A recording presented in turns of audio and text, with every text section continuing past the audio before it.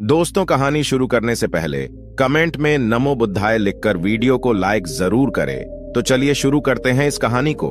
भीड़ भाड़ से अलग होकर जब भी कोई इंसान अपने साथ अकेले में समय बिताता है, तभी उसके दिमाग में नाना प्रकार की चिंताएं जन्म लेने लगती हैं। मनुष्य की प्रवृत्ति ही ऐसी है कि वो ज्यादातर समय नकारात्मक ही सोचता है। अपने लक्ष्य को कैसे प्राप्त किया जाए, ये सोचने की जगह है। वो ये सोचता है कि अगर लक्ष्य पूरा नहीं हुआ तो मैं क्या करूंगा, और इस प्रकार की नकारात्मक विचारधारा के कारण जीवन परांत डर डर कर जीता रहता है। अगर पूरी बुद्धिमानी और सजगता के साथ इस डर को समझाना जाए तो यही डर इंसान के पतन का कारण बनता है। ऐसा मनुष्य जो खुद पर संजय करता है, खुद पर संदेह करता है, भला वो कैसे सफल हो सकता है। लेकिन बुद्धिमानी से अगर इस डर का उपयोग किया जाए तो यही डर उसकी सबसे बड़ी ताकत बन सकता है। काश केवल एक बार उसने खुद पर विश्वास किया होता तो उसे मालूम होता है कि उसके डर में ही उसकी ताकत का रहस्य छुपा हुआ है। यह कहकर सन्यासी चुप हो गया और चुपचाप अपने कदमों पर ध्यान लगाते हुए जंगली घास पे से आगे बढ़ने लगा। संध्या का समय था। सन्यासी और एक लकड़हारा जंगल में से होकर गांव की तरफ निकल रहे थे। सन्यासी के ये शब्द लकड़हारे को कुछ समझ में नहीं आए। वो सोच रहा था कि डर में ताकत कैसे हो सकती है। डर तो आदमी को कमजोर बनाता है।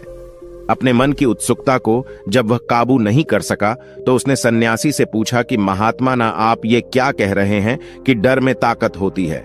डर तो आदमी को कमजोर बनाता है, उसे तो अपना डर दूर करना चाहिए। करारा अपनी बात पूरी कर पाता उससे पहले ही उसे एक शेर की दहाड़ सुनाई दी। शेर की गर्जन सुनकर लकड़हारे का रोम रोम कांप गया। उसके कान खड़े हो गए। जंगल से आती एक एक आहट उसे साफ सुनाई दे रही थी। उसके कदम वहीं पर जम गए थे। वो भी नहीं पा रहा था। उसे पता था कि थोड़ी सी हरकत उसकी जान जोखिम में डाल सकती है। उसका दिल तो तेजी के साथ धड़क रहा था, लेकिन फिर भी वो अपनी सांसों पर काबू पाने का प्रयास कर रहा था। कुछ देर बाद जब खतरा टल गया तब सन्यासी ने कहना शुरू किया। सन्यासी ने कहा कि अभी जब तुम डरे हुए थे तो तुम्हारे शरीर का रोम रोम जाग गया था। जंगल से आ रही छोटी से छोटी आहट पर भी तुम्हारा ध्यान लगा हुआ था। तो इस प्रकार अपने मन के डर के कारण तुम होश में आ पाए, तुम पूरा ध्यान लगा पाए। इससे पहले जब तक तुम्हें शेर की दहाड़ सुनाई नहीं दी थी तब तक तुम अपने विचारों में खोए हुए थे। लेकिन जैसे ही तुम्हें शेर की दहाड़ सुनाई दी वैसे ही तुम्हारे सारे विचार गायब होकर हम वर्तमान में उपस्थित हो गए थे। यदि तुम्हें अभी शेर से बचकर भागना होता या फिर उससे लड़ना होता तो तुम्हें अपने शरीर की वो क्षमता देखने को मिलती जो आज तक जीवन में तुमने खुद भी महसूस नहीं की होगी। जब कोई कुत्ता तुम्हारे पीछे दौड़ता है उस समय तुम्हारी जो रफ्तार होती है वो तुम्हारी आम जिंदगी से कहीं ज्यादा होती है। साधारण जीवन में तुम इतने तेज नहीं दौड़ पाओगे जितना कि एक कुत्ते के सामने दौड़ पाओगे। ये ताकत या कहें कि हमारे शरीर की क्षमता अभी देखने को मिलती है। जब हमारा मन डर में होता है, किसी डरावनी परिस्थिति में हमारा मस्तिष्क और हमारा शरीर अपने उच्चतम श्रेणी में काम करता है। जो काम तुम आम जिंदगी में नहीं कर पाते वो तुम्हें डरा कर कराया जा सकता है। जहां पर भी तुम्हें डर का एहसास होता है वहीं पर तुम्हारी इंद्रियां पूर्ण रूप से सक्रिय हो जाती हैं। तुम्हारे कानों की सुनने की क्षमता तेज हो जाती है, दृष्टि एकटक हो जाती है, पूरी सजग हो जाती है, सक्रियता बढ़ जाती है। और जैसे जैसे वो डर खत्म होता है वैसे वैसे तुम सुप्त अवस्था में चले जाते हो। तुम सो जाते हो और तुम्हारे इंद्रिय फिर से आराम की स्थिति में चली जाती है। सन्यासी ने लकड़हारे से कहना जारी रखा कि परीक्षा से एक दिन पहले जो याद करने की तुम्हारी गति होती है वो साधारण याद करने की क्षमता से कहीं तेज होती है। सिर्फ एक बार याद किया हुआ तुम्हें परीक्षा के समय याद रह जाता है और तुम जानते हो कि ये सब परीक्षा के डर से ही होता है। इसीलिए डर को दूर करने की जगह इंसान को यह सोचना चाहिए कि वो अपने डर को ताकत कैसे बना सकता है। जिस प्रकार सुख और दुख, प्रकाश और अंधेरा एक ही सिक्के के दो पहलू होते हैं, उसी प्रकार डर और ताकत भी एक ही सिक्के के दो पहलू होते हैं। जिस प्रकार रोशनी के बिना अंधेरा पूर्ण नहीं होता, सुख के बिना दुख पूर्ण नहीं होता, उसी प्रकार डर के बिना ताकत का भी कोई महत्व नहीं है। लकड़हारा सन्यासी के ज्ञान से बहुत प्रभावित हुआ। उनके चरणों में नतमस्तक हो गया और उनसे पूछा कि महात्मा, अंधेरे को तो दिया जलाकर रोशनी से भरा जा सकता है, लेकिन अपने डर को ताकत में कैसे बदले? इसके लिए कोई उपाय बताएं। इस पर सन्यासी ने कहा कि डर दो प्रकार के होते हैं। सबसे पहला मानसिक डर और दूसरा शारीरिक डर। सन्यासी ने लकड़हारे को समझाते हुए कहना शुरू किया कि मान लो तुम्हें जंगल से होकर गुजरना है और अचानक तुम पाते हो कि तुम्हारे मन में शेर का ख्याल आ गया। अभी तक प्रत्यक्ष रूप में शेर तुम्हारे सामने नहीं आया है ना, उसकी दाढ़ सुनाई दिए, मतलब दूर दूर तक कोई अंदेशा नहीं है कि जंगल में शेर मौजूद है, लेकिन शेर का ख्याल आने से तुम्हारे मन में एक डर पनप गया। अब तुम्हारा उठने वाला एक एक कदम उसी डर से अभिभूत होगा। हर समय तुम्हारे मन में यही ख्याल चलेगा कि कहीं शेर ना जाए। ये शेर वर्तमान में तुम्हारे सामने नहीं है, यह तुम्हारी बहुविषयक की कल्पना है। इसी प्रकार जो मनुष्य अतीत और भविष्य की चिंताओं में डूबा रहता है, वो मानसिक डर का शिकार होता चला जाता है। इसी विडंबना के कारण वो अपने जीवन में जीतने भी निर्णय लेता है। वो सारे मानसिक डर से ग्रसित होते हैं। इसीलिए ज्यादातर मनुष्य पूर्ण रूप से अपने निर्णय पर भरोसा नहीं कर पाते हैं, और यही निर्णय या फिर फैसले जो आधे मन से लिए जाते हैं, मनुष्य के कार्य को पूरा नहीं होने देते। लेकिन यह भी सत्य है कि मानसिक डर के कारण ही इंसान अपनी तैयारी पूरी करता है। अगर तुम्हारे मन में शेर का ख्याल नहीं आएगा तो तुम शेर से सुरक्षा के लिए कोई भी कदम नहीं उठाओगे। लेकिन अगर तुम्हें शेर का ख्याल आ गया तो तुम उससे सुरक्षा के लिए कोई ना कोई तरीका जरूर अपनाओगे। तो इसीलिए मानसिक डर बेकार नहीं होता, वो आपकी सुरक्षा को और ज्यादा मजबूत भी करता है। लेकिन समस्या तब शुरू होती है जब आप चाहकर भी कुछ नहीं कर सकते, लेकिन उसके बावजूद आप मानसिक डर झेल रहे होते हो। उदाहरण के लिए कुछ मनुष्य हमेशा ये सोचते रहते हैं कि उन्हें कोई बीमारी ना हो जाए, कहीं उनके साथ कोई दुर्घटना घट जाए, कहीं उनके साथ कोई धोखा ना कर दे। लेकिन इन सब घटनाओं पर उनका कोई जोर नहीं होता है, ये उनके हाथ में नहीं होता है। अगर दुर्घटना होनी होगी तो होगी ही, अगर बीमारी होनी होगी तो होगी ही।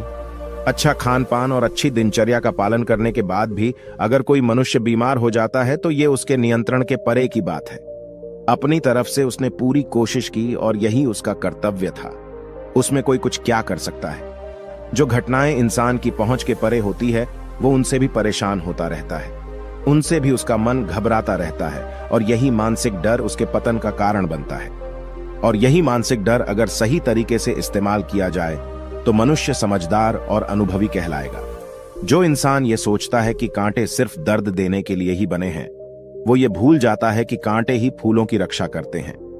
इसी प्रकार एक ज्ञानी मनुष्य किसी भी चीज का उपयोग अपने सकारात्मक तरीके से कर सकता है, लेकिन एक अज्ञानी मनुष्य है अपनी अज्ञानतावश उन चीजों को भी छोड़ देता है जो उसके लिए उपयोगी होती है। विवेकशील मनुष्य फेंके गए पत्थरों का भी महल खड़ा कर लेता है, लेकिन एक वैज्ञानिक मनुष्य उन पत्थरों को दूसरों पर फेंकता रहता है। अगर किसी मनुष्य को अपने मानसिक डर को ताकत में बदलना है तो उसके कुछ नियम हैं, कुछ उपाय है।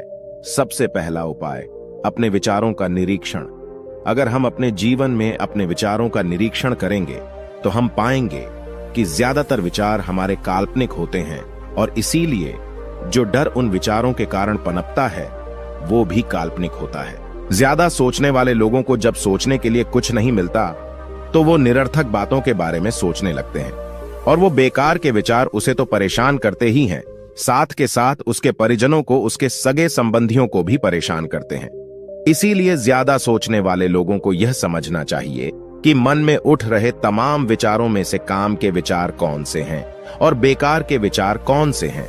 जो निरर्थक विचार हो उन्हें दूर करते जाओ, और जो सार्थक विचार हो उनको गहराई से सोचना शुरू करो। तभी तुम्हारी समस्याओं के, तुम्हारी उलझनों के उपाय निकलेंगे। मानसिक डर को दूर करने का दूसरा उपाय है उसका सामना करना। इसका मतलब यह नहीं है कि तुम शेर के सामने जाकर खड़े हो जाओ, बल्कि इसका मतलब यह है कि पूर्ण सुरक्षा के साथ तुम जंगल में जा रहे हो। यदि जंगल में जाना बहुत आवश्यक है तो तुम शेर के डर से अपने घर पर नहीं बैठ सकते हो। इसी प्रकार मनुष्य के जीवन में बहुत सारे डर होते हैं, जैसे कि परीक्षा का डर, लक्ष्य ना पाने का डर, झूठ बोलने का डर, सच के पता लग जाने का डर, अपनों को खो देने का डर, दुर्घटना हो जाने का डर। लेकिन जैसे जैसे समय के साथ इन डरों का सामना किया जाता है, वैसे वैसे ये डर जीवन से दूर होते चले जाते हैं। अगर तुम इनसे बचने का प्रयास करते हो तो ये जीवन भर तुम्हें सताते रहेंगे। ये तभी दूर हो सकते हैं जब तुम इनका सामना करो। कुछ लोगों को तो दूसरों के सामने खुलकर बात करने में भी डर लगता है। ऐसे लोगों को अनजान लोगों से बात करनी चाहिए। जितना ही वो लोगों से बात करेंगे उतना ही उनके मन का डर दूर होता जाएगा। मानसिक डर को ताकत में बदलने का तीसरा उपाय है अपने डर को स्वीकार करना। बहुत से लोग अपने जीवन में अपने डर को स्वीकार ही नहीं कर पाते। अगर आप उनसे पूछेंगे कि उन्हें किस चीज से डर लगता है तो वह साफ इनकार कर देंगे कि उन्हें किसी चीज से कोई डर नहीं लगता। लेकिन दूसरों की नजरों में ऊंचा उठने के लिए ये झूठ उन्हें बहुत महंगा पड़ता है। अगर वो अपने डर को स्वीकार करना नहीं सीखेंगे तो वो जीवन पर्यंत उस डर से मुक्त नहीं हो पाएंगे। इसीलिए समझदारी इसी में है कि अपने डर को स्वीकार कर लिया जाए। अगर आपको किसी चीज से डर लगता है तो किसी से शर्माने की या झिझकने की जरूरत नहीं है। हर मनुष्य को, हर इंसान को किसी ना किसी चीज से डर लगता ही है, और आप पाएंगे कि जैसे ही आप अपने डर को स्वीकार करते हैं वैसे ही आपका डर खत्म होना शुरू हो जाता है। और जितना ही आप अपने डर को छुपाने की कोशिश करेंगे आपका डर उतना ही मजबूत होता चला जाता है। ये सारे तरीके तुम्हारे मानसिक डर को दूर कर सकते हैं, लेकिन शारीरिक डर को दूर करने के लिए तुम्हें दूसरे तरीके अपनाने होंगे। सबसे पहले यह समझो कि शारीरिक डर कौन सा होता है। मान लो तुम किसी जंगल से गुजर रहे हो और अचानक तुम्हारे सामने शेर आ जाता है। तुमने पहले नहीं सोचा था कि शेर तुम्हारे सामने आ सकता है, लेकिन जब वो तुम्हारे सामने आता है तो तुम्हारी सारी शारीरिक गतिविधि या शिथिल हो जाती है। तुम्हारी सांसें अटक जाती हैं, मस्तिष्क काम करना बंद कर देता है और तुम्हारा दिल तेजी के साथ धड़कने लगता है। तो इसीलिए जब बिन सोची बात हमारे साथ घटित होती है तो हमारा शरीर उस डर को महसूस कर पाता है, और वही शारीरिक डर कहलाता है। ऐसे समय में शारीरिक डर को दूर करने के कुछ उपाय हैं, कुछ तरीके हैं। सबसे पहला उपाय तो यही है कि अपने ऊपर संयम रखें। जब किसी मनुष्य के साथ बिन सोची बात घटती है तो सबसे पहले उसका संयम टूट जाता है, और संयम टूटने के साथ उसका मस्तिष्क काम करना बंद कर देता है, और इसी वजह से सोचने और समझने की प्रक्रिया भी रुक जाती है, क्योंकि हमारा शरीर उसी प्रकार कार्य करेगा। इस प्रकार हमारा मस्तिष्क उसे निर्देश देगा। अगर मस्तिष्क की सोचने समझने की शक्ति खत्म हो गई तो हमारा शरीर भी शिथिल हो जाता है। तो इसीलिए अगर कठिन समय में मनुष्य अपने ऊपर संयम रखता है तो उसका मस्तिष्क सही तरीके से काम करता है और वो सही निर्णय लेकर उस परिस्थिति से तत्काल बाहर आ सकता है। यहाँ पर दूसरा उपाय समझने का ये है कि जीवन में कुछ भी घटित हो सकता है। जीवन बड़ा चमत्कारिक होता है, वो हमारी सोच के अनुरूप नहीं चलता, बल्कि उसमें कुछ भी हो सकता है, और यही जीवन की खूबसूरती होती है।